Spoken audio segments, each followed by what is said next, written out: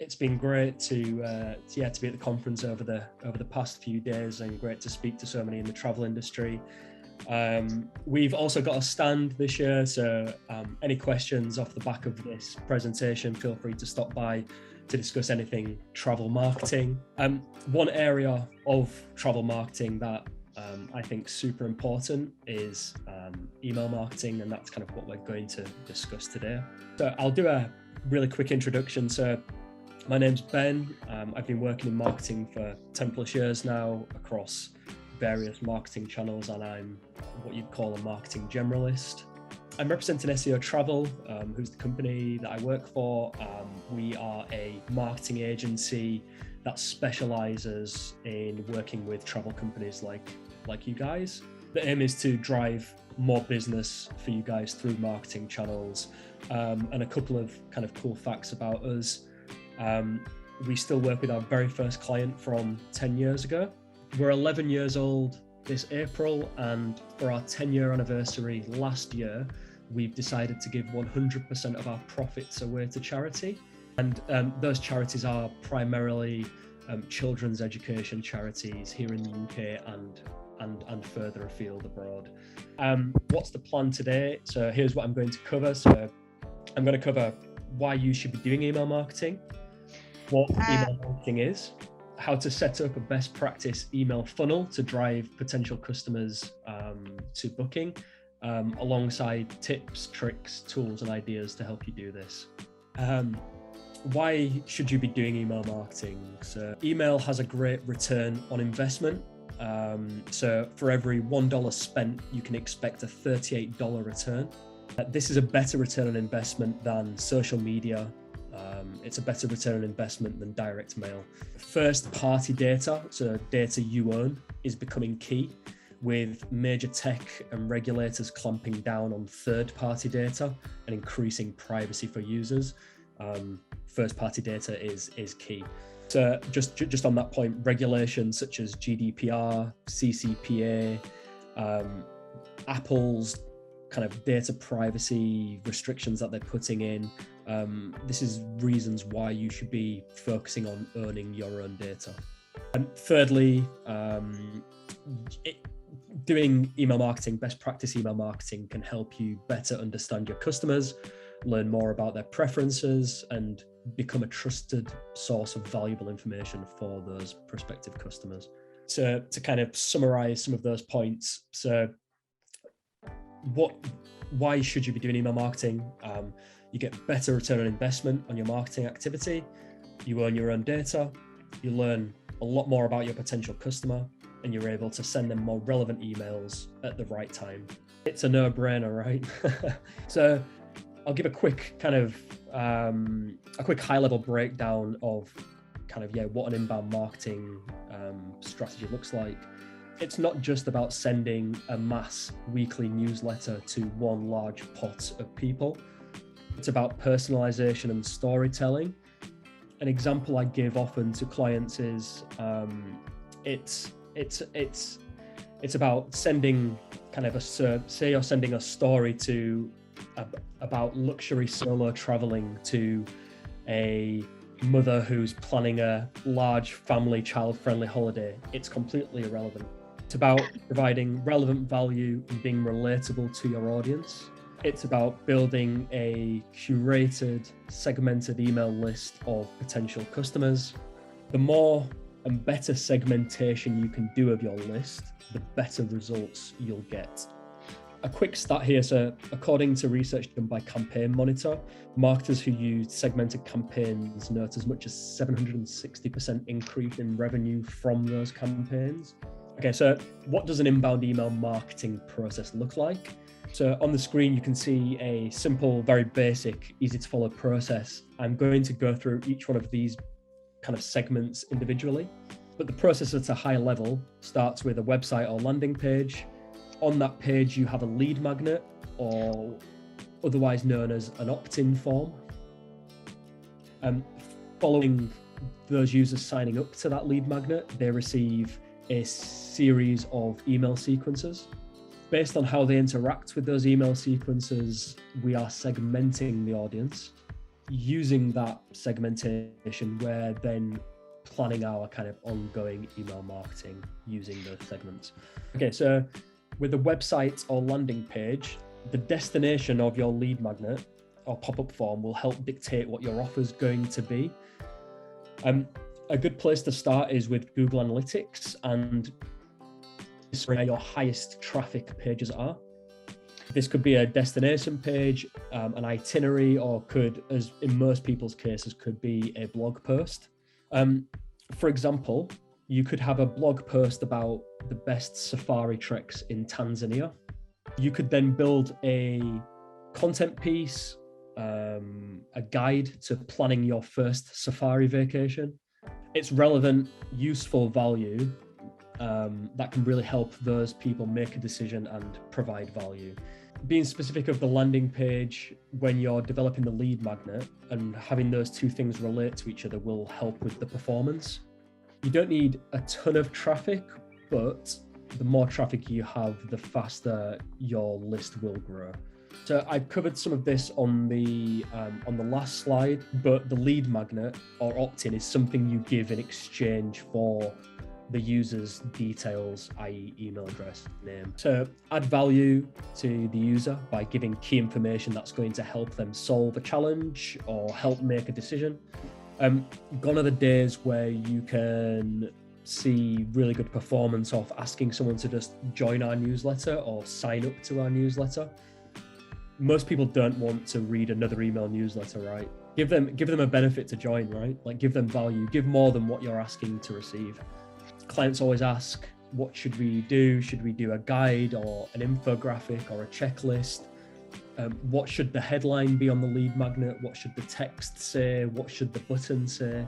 And I always say A/B test. So we test everything to ensure that the final product is the highest converting lead magnet. I'm going to provide some tools at the end of this presentation that you can use to do some of this testing really simply and easily. Okay, so once your audience has opted in, they should receive a sequence of designed emails to help them understand, to help you understand what they're interested in. So the process starts with the initial email, which is a welcome email. It usually has a link in to the content piece that they've just opted into. Ensure you're telling a story here. So it could be a customer story or a story about how you founded the company or decided to operate in a certain destination.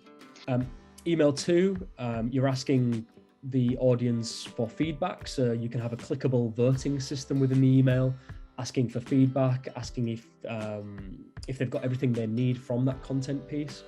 Email 3 is an email that comes with more content, but the aim of this content is to segment the audience. This could be focused on a trip type, so content about safaris, content about cruises, content about adventure holidays, or it could be content that helps you segment by customer type. So it could be content about family holidays, content about honeymoons, content about luxury solo traveling.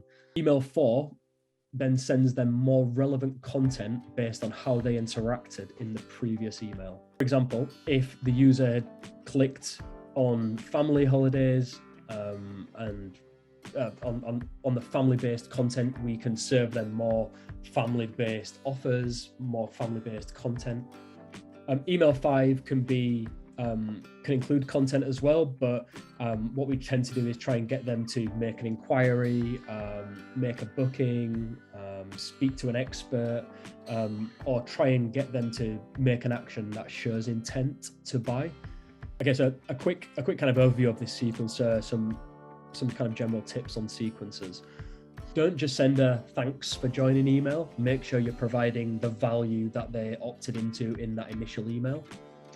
Throughout all of these email stages, ensure you're providing relatable customer stories, trip breakdown from customers, etc. We advise all clients to be personal, so people like dealing with people. So instead of sending it from a hello@yourdomain.com, send it from john@yourdomain.com. Put a person behind the email. When people naturally think of these emails, they think of really highly designed emails, branded emails, but what we find is that simple text in these sequences work the best. The important thing we're doing here with these emails is segmenting based on user interaction to serve more relevant emails and communications. Okay, so some kind of very high level tips and tricks. Mix up your value and try to understand what challenges your customers are facing and help them solve that with your content. Guides and ebooks are great to help people understand kind of large itineraries or complex destinations. Building one long form piece of content is great for your content strategy as well, because you can break it down into multiple smaller content pieces for the website, for your social media. Adding video to your messaging is a good idea. So putting a face, putting a human behind the emails. Use hyper-personalization where possible. If you've got a ton of engagement from a potential customer on your list, they open every email multiple times, they click everything in the emails, then you could get your reps to reach out with personalized video to ask them if they need help, or ask them if you can be a kind of a guide or an advisor. Use an email service provider that allows complex automation. So MailChimp usually doesn't have what we need to do this level of segmentation. I'll give some tools in the next slide that can do everything that I've mentioned. Set up an abandoned cart process if possible. You can apply the same theory that I've just discussed to an abandoned cart process too. You may need to have a conversation with your booking engine or development team around how easy this is to do. If you have questions on this, feel free to drop me a line. Constantly ask your list for feedback and make it easy to do so. So clickable voting systems, like I mentioned before. You could even incentivize this, having a survey for your list to fill out in exchange for an Amazon voucher or something similar. Finally, ensure you have analytics across your website with all goals and conversions tracked. This way we can understand the impact of our email marketing, and we're ensuring that we are getting a good return on investment by tracking inquiries, bookings, etc. A few tools, like I've mentioned throughout this session. The email service providers like GetResponse and ActiveCampaign have very good deep automation and segmentation options. Vidyard, Lemlist, Loom, these are all tools that can be used for embedding video into your email and interactive personalization. Vidyard and Loom are also free with paid options. Tools like Nifty Images or Movable Ink help you develop kind of hyper-personalized imagery. So you could have, for example, a plane ticket with customer information on it embedded into your email. We're not a tool, but we're a service. So SEO Travel could also help. So if you're looking to improve your email marketing or general digital marketing, feel free to reach out.